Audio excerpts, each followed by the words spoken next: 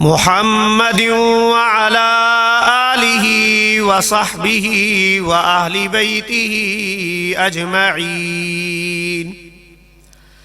أما بعد، فأعوذ بالله السميع العليم من الشيطان الرجيم. بسم الله الرحمن الرحيم. ولا تقولوا لمن يقتل في سبيل الله أموات بل أحياء عند ربهم يرزقون. وقال تبارك وتعالى في كلامه المجيد والفرقان الحميد: وَلَنَبْلُوَنَّكُمْ بِشَيْءٍ مِّنَ الْخَوْفِ وَالْجُوعِ ونقص من الأموال والأنفس والثمرات وبشر الصابرين الذين إذا أصابتهم مصيبة قالوا إنا لله وإنا إليه راجعون. وقال النبي صلى الله عليه وسلم: لوددت أن أقتل في سبيل الله ثم أحيا ثم أقتل ثم أحيا ثم أقتل، أو كما قال عليه الصلاة والسلام.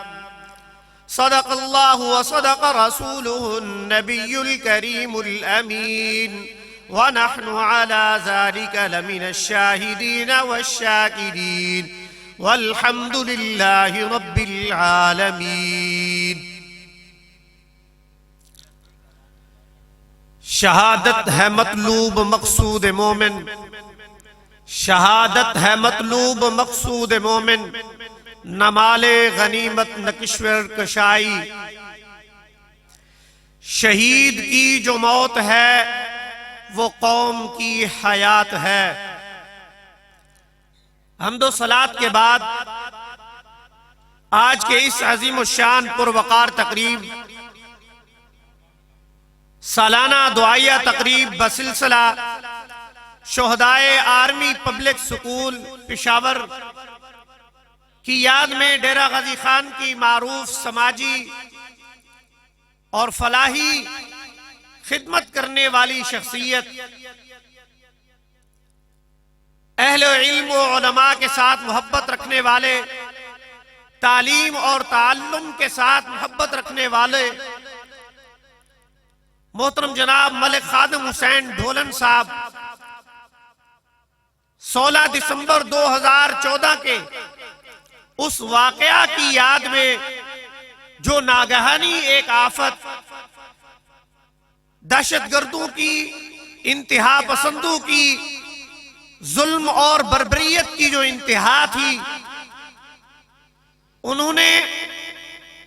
تعلیم اور تعلم، کتاب اور قلم تھامنے والا طبقہ، جس کی اہمیت اور فضیلت اس بات سے آیا ہوتی ہے کہ دین اسلام کا آغاز اللہ تبارک و تعالی رب العزت نے جب اس کرۂ ارضی کے اوپر نبی مکرم صلی اللہ علیہ وسلم کو مبعوث پروانے کا فیصلہ کیا، تو اللہ تبارک و تعالی رب العزت نے جس قرآن کریم کی جو پہلی وحی نازل کی ہے، اس کے آغاز کے اندر ہی علم کی اہمیت، کتاب اور قلم کی اہمیت کو مسلم تسلیم کرا دیا ہے کہ امت مسلمہ کا مستقبل، ان کی بقا، ان کی حیات اور اس کی زندگی جبھی بدستور قائم رہے گی جب تک وہ کتاب اور قلم کے ساتھ وابستہ رہے گی. چنانچہ حضور نبی رحمت صلی اللہ علیہ وسلم جب 40 برس کے ہوئے اور نبی مکرم صلی اللہ علیہ وسلم غار حرا میں آرام فرما تھے، وہاں مراقبہ کر رہے تھے، ذکر اذکار میں مشغول تھے، تو جناب جبرائیل امین علیہ السلام تشریف لائے اور انہوں نے آپ صلی اللہ علیہ وسلم نے فرمایا کہ اقرأ. آپ صلی اللہ علیہ وسلم نے فرمایا ما انا بقارئ، کہ میں پڑھا ہوا نہیں ہوں. حضرت جبرائیل علیہ السلام نے آپ صلی اللہ علیہ وسلم سے معانقہ فرمایا اور زور سے ذرا پھینچا، اس کے بعد دوبارہ فرمایا اقرا، آپ صلی اللہ علیہ وسلم نے فرمایا ما انا بقاری، پھر آپ صلی اللہ علیہ وسلم کو پھینچنے کے بعد حضرت جبرائیل نے فرمایا بسم اللہ الرحمن الرحیم اقرا بسم ربک الذی خلق، پڑھیے اس بابرکت رب کے نام سے جو پیدا کرنے والا ہے، خلق الانسان من علق، اور انسان کو جس نے گوشت کے لوتھڑے اور ٹکڑے سے پیدا کیا، اقرا وربک الاکرم، اس عزت والے تکریم والے رب کے نام سے پڑھیے، الذی علم بالقلم، جس نے قلم کے ذریعے سے قلم کے ذریعے سے تعلیم دی ہے، کیا تعلیم دی؟ علم الانسان ما لم یعلم، اہل قلم یہاں پر موجود ہیں، یہ کوئی عام پیشہ نہیں ہے، یہ تو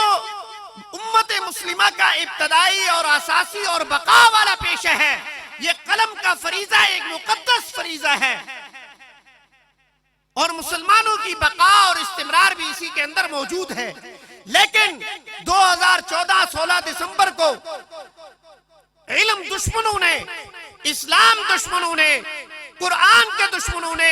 مسلمانوں کے دشمنوں نے اور ملک دشمن عناصر نے کتاب اور قلم کے ساتھ وابستہ رہنے والے ان بچوں اور ان کے اساتذہ کو خاک و خون کے اندر لت پت کر دیا۔ وہ ظلم کی اندھوناک رات تھی یا وہ دن تھا، تاریخ ترین دن تھا، لیکن دین اسلام جو ہے اور مسلمانوں کی جو تاریخ ہے وہ قربانی سے عبارت ہے۔ میں نے آپ حضرات کے سامنے قرآن کریم فرقان حمید کی آیات کریمہ تلاوت کی ہے۔ اللہ تبارک و تعالی رب العزت نے فرمایا وَلَا تَقُولُوا لِمَنْ يُقْتَلُ فِي سَبِيلِ اللَّهِ أَمْوَاتٌ بَلْ أَحْيَاءٌ عِنْدَ رَبِّهِمْ يُرْزَقُونَ، جو اللہ تبارک و تعالی رب العزت کے دین کی، اسلام کی سربلندی کے لیے اللہ کے راستے میں جان اپنی قربان کر دیں، ان کو مردہ نہ کہو۔ ہم آج ان شہدائے اے پی ایس کی یاد میں یہ دعائیہ تقریب جو منعقد ہو رہی ہے، یا جو ابھی حال ہی میں بلکہ قیام پاکستان کے وقت سے ہی خطہ عرب کے اندر ایک ناجائز اور ناپاک ریاست اسرائیل کا جنم ہوا، اس نے اس وقت سے لے کر آج تک ظلم اور بربریت کا مکروہ عزائم اور ناپاک عزائم کا طویل ایک سلسلہ دراز کیا ہوا ہے، لیکن اس کے اندر مزید شدت گزشتہ 8 اکتوبر سے آئی ہے۔ معصوم بچوں کو شہید کیا جا رہا ہے، سکول میں پڑھنے والے بچوں کو شہید کیا جا رہا ہے، ہسپتالوں میں مریض جو بچے موجود ہیں ان کو شہید کیا جا رہا ہے، خواتین کو شہید کیا جا رہا ہے، امن کی جو جاہیں ہیں ان کے اوپر جو ہے حملے اور بمباری کی جا رہی ہے۔ فلسطین کے اندر شہید ہونے والے جو مظلوم بچے ہیں ہمیں ان کو بھی ہم سامنے رکھتے ہیں، یہ سب لوگ شہدائے اے پی ایس ہوں، اسلام کی تاریخ تو بھری ہوئی ہے شہداء کے ساتھ، اور یہی وجہ ہے کہ جس مقام پہ آج ہم موجود ہیں یہاں کے اوپر اسی شہداء سے مناسبت، محبت اور عقیدت کی وجہ سے اس جگہ کے اوپر جامع مسجد شہداء بھی قائم کر دی گئی ہے۔ اللہ تبارک و تعالی رب العزت اس مسجد کو تا قیامت آباد اور شاد فرمائے۔ لیکن جو میں بات کرنا چاہتا ہوں، شہداء لوگ اللہ تعالیٰ کے ہاں زندہ ہیں۔ اللہ تعالیٰ نے فرمایا بل احیاء عند ربهم یرزقون، ان کو رزق بھی دیا جاتا ہے، اور ایک اور مقام پر فرمایا کہ جو میرے راستے میں قتل کر دیے جائیں، شہید کر دیے جائیں، قربان ہو جائیں، ان کو مردہ نہ کہو، وہ زندہ ہے ولیکن لا تشعرون، لیکن تم لوگ اس کا احساس اور ادراک نہیں رکھتے۔ پھر ہم جب اس آج کے دن جس مناسبت سے یہ پروگرام منعقد کر رہے ہیں، اس تاریخ کو، اس دن کو منانے کی وجہ کیا ہے میرے بھائی اور بزرگوں دوستو؟ اس کی بنیادی وجہ یہ ہے کہ تاریخ اسلام نے یہ ہمیں سبق دیا ہے، قرآن کریم کے اندر بھی یہ سبق اور درس موجود ہے کہ اپنے ماضی جو شاندار ہو اس سے بھی آگاہ اور واقف رہے، اور جس کے اندر کوئی ناگہانی واقعات رونما ہوئے ہوں تو ان کو بھی یاد رکھا جانا چاہیے۔ ہم ان شہداء کو جب یاد کرتے ہیں تو خود اپنے احساسات اور جذبات کو جوان کرنے کی کوشش کرتے ہیں اور پھر اپنی نئی نسل کو یہ پیغام منتقل کرنا چاہتے ہیں کہ نا امید نہیں ہونا. کہ اقبال نے کہا تھا نا،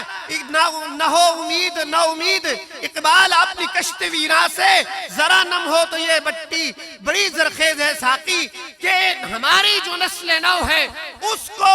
آنے والے مصائب، آلام، تکلیفیں اور آزمائشوں سے گھبرانا نہیں چاہیے، بلکہ سیسا پلائی ہوئی دیوار بن کر اسلام اور ملک پاکستان کے دشمنوں کے سامنے کمر بستہ ہو کر کھڑے ہو جانا چاہیے.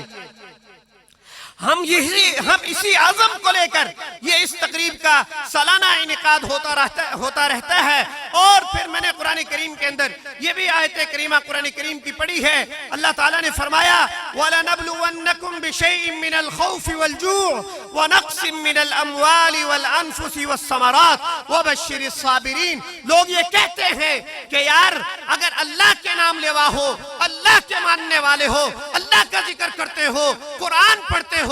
اسلام کا نام لیتے ہو، تمہارا جینا مرنا اٹھنا بیٹھنا کتاب اور سنت کے ساتھ وابستہ ہے، نبی اور نبی کے اصحاب اور نبی کے اہل بیت کے ساتھ محبت کے دم بھرتے ہو، پھر کیا وجہ ہے تمہارے اوپر مصیبتیں بھی آتی ہیں، تکلیفیں آتی ہیں، آزمائشیں آتے ہیں، تمہیں جیلوں میں ڈالا جاتا ہے، تمہیں قتل کیا جاتا ہے، تمہیں تکلیفیں دی جاتی ہیں؟ تو ہم ان کو بتانا چاہتے ہیں. اللہ تعالیٰ نے ارشاد فرمایا وَلَنَبْلُوَنَّكُمْ،